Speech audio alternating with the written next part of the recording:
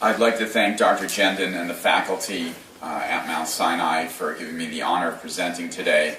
I was actually born at Mount Sinai Hospital. I did my residency here. Some of my teachers are in this room, notably Dr. Lawson, Dr. Sachs, Dr. Green is here too, and I'd like to thank my teachers as well. I'm going to be talking about the changing face of esophageal cancer, which is the fastest growing cancer in America. New presenting symptoms, new ways to diagnose. So what is the esophagus? I have a very sophisticated audience here. I'm going over this very simply. It's a conduit, a flat muscular tube connecting the laryngopharynx to the stomach. Note the lower esophageal sphincter at the bottom, the upper esophageal sphincter at the top. So this is a rather shocking slide. Since the mid-70s, almost all cancers are down or flat. Esophageal adenocarcinoma, that caused from acid reflux, is out of control.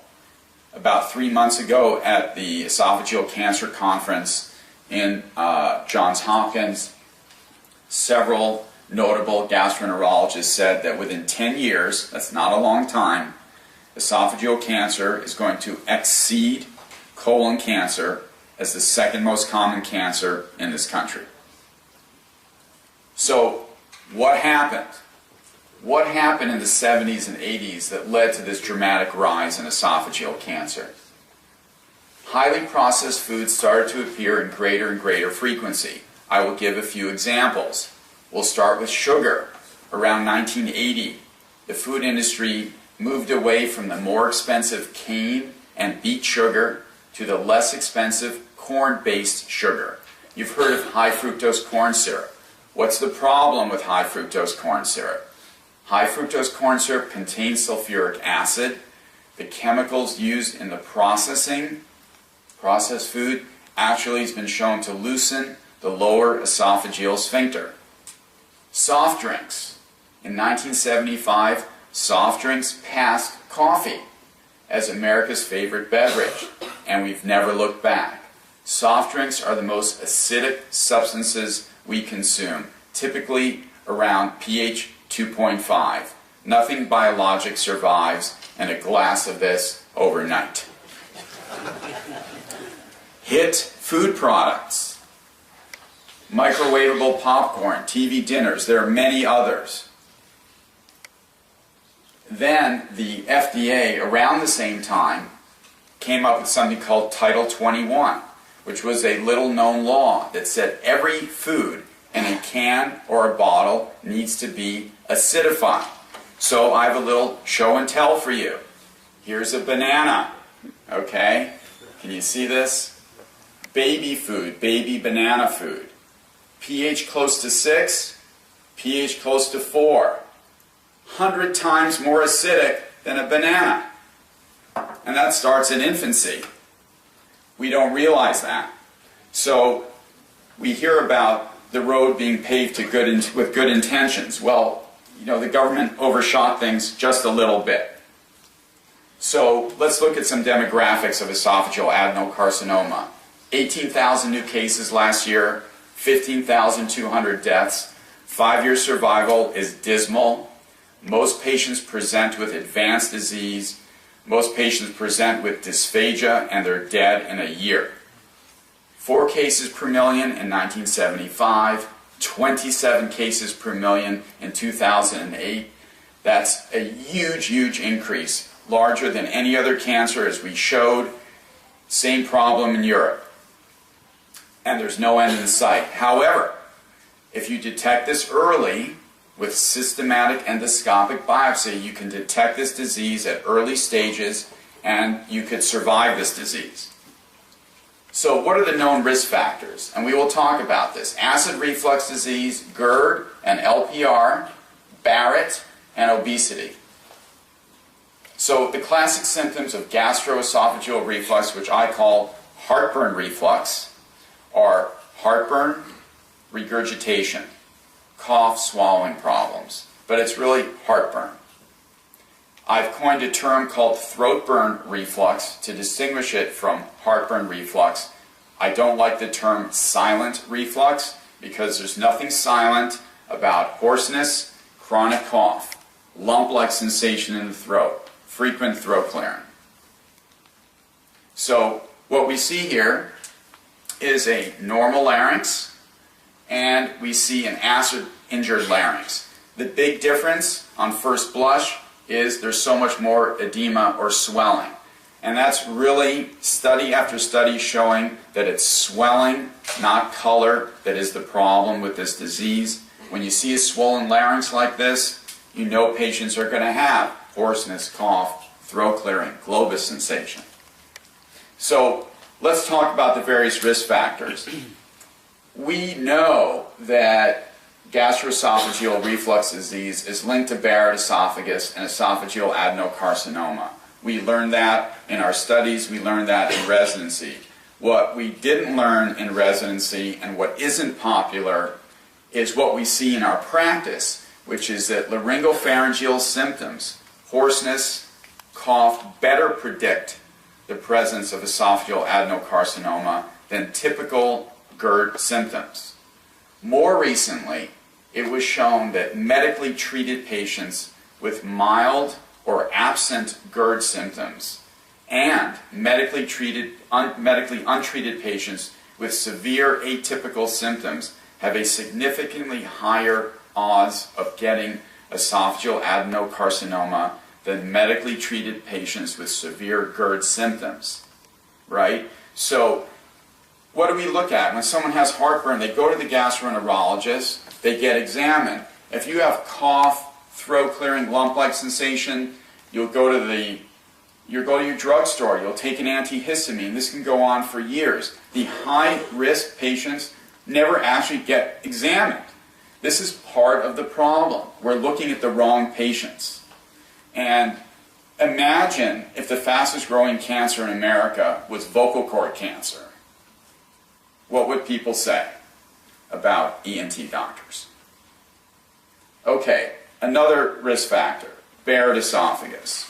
The normal esophagus is lined with squamous epithelium. Barrett is effectively stomach lining creeping up into the esophagus. There's some debate about how risky this actually is for developing adenocarcinoma. A 40 times increased risk is risky enough for me. And here's a picture of the diaphragmatic pinch. Rugal folds above the pinch, that's a hiatal hernia. And you see out here the salmon-colored tissue extending beyond. This is Barrett esophagus. Obesity as a risk factor.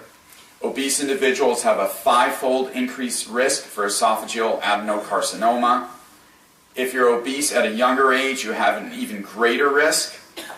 This is tied into Barrett and GERD, as obese males have a 2.5-fold increased greater risk for Barrett, and we know that obesity is a risk factor for gastroesophageal reflux disease. So it's all connected. How do we diagnose it? You're familiar with sedated upper endoscopy. You may be increasingly familiar with unsedated transnasal esophagoscopy. So what is EGD? Esophagogastroduodenoscopy is currently the most common method of endoscopically examining the esophagus. You need to sedate because you're putting a hose in the mouth. The mouth is where the gag reflex is. By going through the nose, you go behind the gag reflex. So that's why sedation is not necessary with TNE, right? You're avoiding the area in question. So these are the various iterations of transnasal esophagoscopy over the years. I didn't say in the beginning, I have no conflicts. I can talk about all these things without worrying. You can use fibroscopes. You can use fibroscopes. You can use distal chip. You can use endosheaths. You can biopsy through each of these. These are all very, very thin instruments ranging in diameter from 3 millimeters to just under 5. Studies, multiple studies have been done comparing TNE to EGD in terms of patient safety, feasibility, patient tolerance, accuracy for detecting Barrett, and consistently in very, very well-powered studies, there is no difference between the two techniques. Further, a more recent study showed that reflux patients, meaning heartburn, regurgitation, who don't have gastric or duodenal symptoms, abdominal pain, nausea, history of ulcer, are unlikely to have problems in the stomach, so looking at the esophagus is sufficient. The benefits, it's safer for patients. I believe we can ultimately prevent esophageal adenocarcinoma, increase practice efficiency, and overall healthcare savings. Why is it safer? No intravenous sedation. Almost all complications related to endoscopy are because of conscious sedation. How are we going to prevent? The most significant risk factors for adenocarcinoma are hoarseness and cough. Are we going to do a sedated endoscopy for everyone that has hoarseness or chronic cough? The answer is no. And we're not going to screen patients. We're going to do something called a targeted individual diagnostic effort. What that means is patients with chronic cough, hoarseness, those are the ones we're looking at, right? So we've identified a group of patients that are symptomatic and currently on antihistamines, most likely. Practice efficiency, you're not sedating, so you don't have to take all the time and the cost for monitoring and extra personnel. So I'll be very specific about some of the costs. I don't know if you're aware, but the average facility fee for an upper endoscopy is about $1,000. There are about 10 million upper endoscopies performed annually in the United States. That's $10 billion. Probably half of those can be performed unsedated. We could save the healthcare industry $5 billion a year. We have a huge budget for our healthcare, but something like this is an enormous cost, enormous risk for the patient, and there are alternatives. Most people have no idea that these alternatives exist. So, what are we going to do about it? Well, we can use pharmacotherapy. We're familiar with proton pump inhibitors and H2 blockers. Something that is just coming into vogue and I believe is going to be the bedrock of how we're going to treat these patients in the future is food. Food as medicine and habits. Specifically, I've developed a diet called the Acid Watcher diet. There are other diets out there. The reason I like the Acid Watcher diet is that it's a low acid, high fiber diet with a balanced amount of the three macronutrients. That's proteins, fats, and carbs. So it's not a deprivation diet. We include all the macronutrients in a balanced way. It's tasty, it's quick, it's inexpensive. When you have reflux disease, you don't want to be marinating for hours in the kitchen. It's like the fox guarding the hen house. So 5 to 10 minutes, balanced, you're on your way. Lifestyle. I talk about something called the non-negotiables. Kitchen closes at 7:30. No lying down within 3 hours of eating. No smoking of any substance. We don't spend a lot of time in the office talking about these things. There's a lot of bad press about pharmacotherapy. As we move on, talking about diet and lifestyle is going to be integral to how we're treating these patients. What can you do? Raise awareness that throat symptoms, cough, hoarseness, throat clearing, lump-like sensation in the throat are alarm symptoms for the development of esophageal adenocarcinoma. Raise awareness that unsedated transnasal esophagoscopy is an alternative to sedated EGD to examine the esophagus, and finally, counsel patients on the importance of diet and lifestyle. We have the bully pulpit in that exam room. Let's vary and change what we're telling our patients. Thank you for your attention.